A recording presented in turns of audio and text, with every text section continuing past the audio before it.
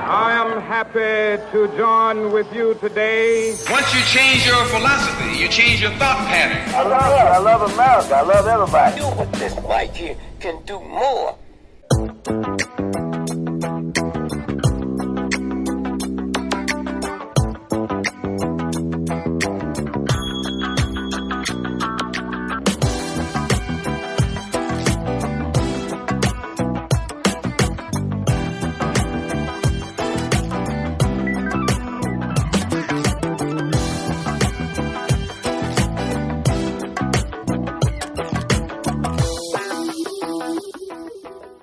What's good, man? Welcome back to the latest edition of the Shop Talk podcast. Welcome back to the latest edition of the Must Be Two Sides podcast. And welcome back to the latest edition of the One Way podcast. Yes, it's been many variations of this podcast, but still a podcast nonetheless. What's good? How y'all doing? I'm doing okay. Hope all is well on your end. You know, a lot of times people that have podcasts or people that dabble in radio or dabble in writing, dabble on TV as a talking head, they always have this ability to tell you what you should be doing, you know what I'm saying, myself included.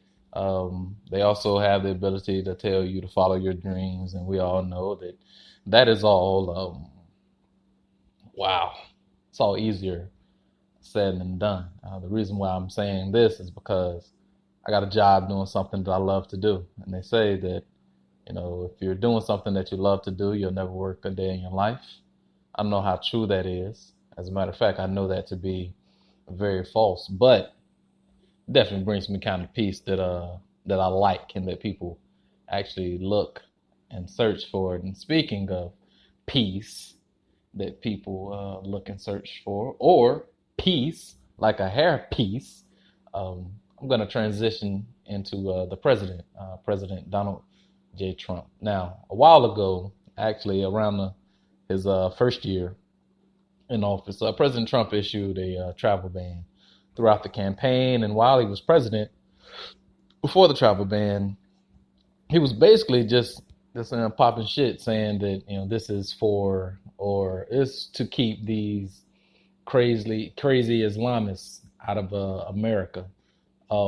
He's been on record saying that, you know, Islam hates us, wants us dead, and all that kind of stuff, which some people that may call themselves Islamic, they may want us dead, but Islam wanting America dead, it's really not a factual statement. I mean, there are Christians that want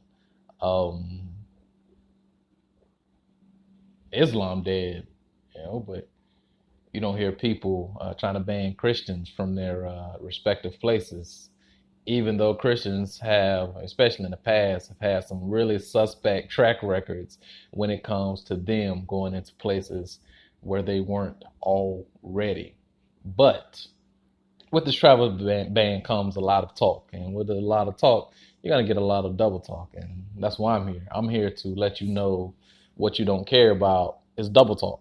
I'm here to let you know that the things that you may care about can be double talk. And I'm going to use a lawyer for Trump trying to get this travel ban passed in, I think it was a circuit court in Hawaii. Why that is related to the Constitution and how they actually use the Constitution to further their agendas.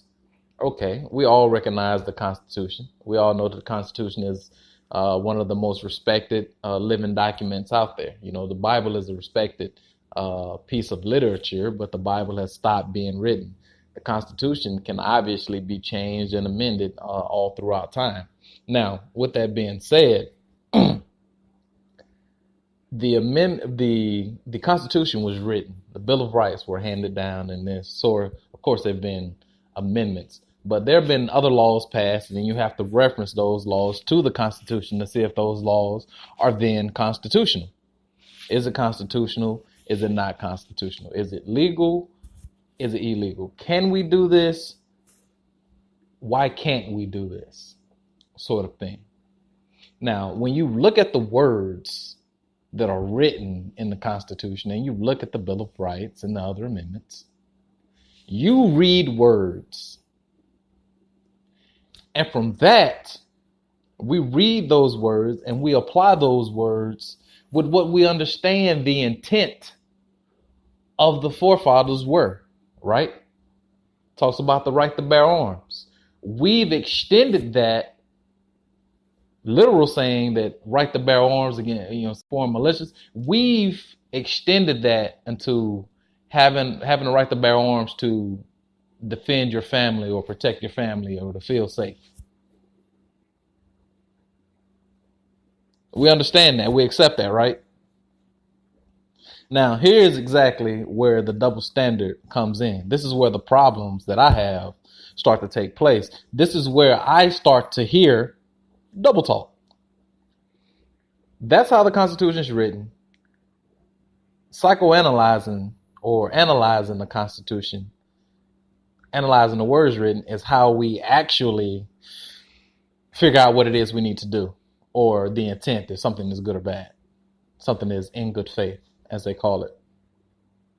The president, like I said, has spoken at length about Islam and Muslims and coming into the country, saying we need more Europeans to come to the country rather than these Islamic people, which I ask, is Norwegian a skill? Is Croatian, which it doesn't exist anymore, I'm not sure, is Ukrainian a skill? Is Uzbekistan a skill? The president would have been better off by saying those kinds of things. He wants skilled people, not any of these middle of the road or poor people coming to America to cause more problems. Been better off saying that. As a matter of fact, it would have been less likely for the left, the political left, to come out and really say anything bad about what he said. But he didn't. He talked bad about Islam. He talked bad about Muslims. And now they're in the court. I watched this lawyer present the case the other day, saying that the court should actually focus on the words being written and not the psychoanalyst or psychoanalysis of the person who's in charge of writing those words. The reason why that is suspect behavior is because, no, you need to play by the same rules that everyone else is playing by. Point blank, period. It's simple as that. If the Constitution of the United States can be psychoanalyzed to see if things are right and things are wrong, to realize that time evolves, then hell yeah, the president needs to be held accountable for those same kinds of things. We see what you wrote. We know what the intent is because we know what you've said privately and publicly, both before the presidency and after you've received the president's seat. Hold them accountable. It's politics, man. That's why I'm here. Something that you may not have heard, but I'm letting you know this is one of those times where you see the games being played. Whether you want to call it supremacy, the dominant society, racism, politics, whatever you want to call it. The game is being played by two sets of different rules on different levels. Two sets of different rules on separate levels. He can, but I can't. You can't, but he can't. Think about that for a second. Tariq Nasheed gets a lot of flack.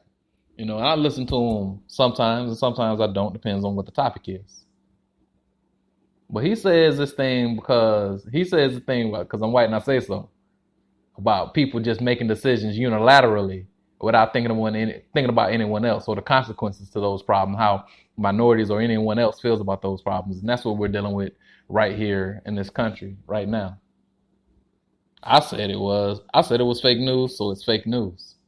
I said it's a witch hunt, so it's a witch hunt. Hey, don't worry about the things that I said about Muslims. That has nothing to do with me banning people from Muslim countries. Get with it or get lost, folks, man. You want it to be one way, but it's the other way. And it most certainly is, man. Thanks for listening. Peace.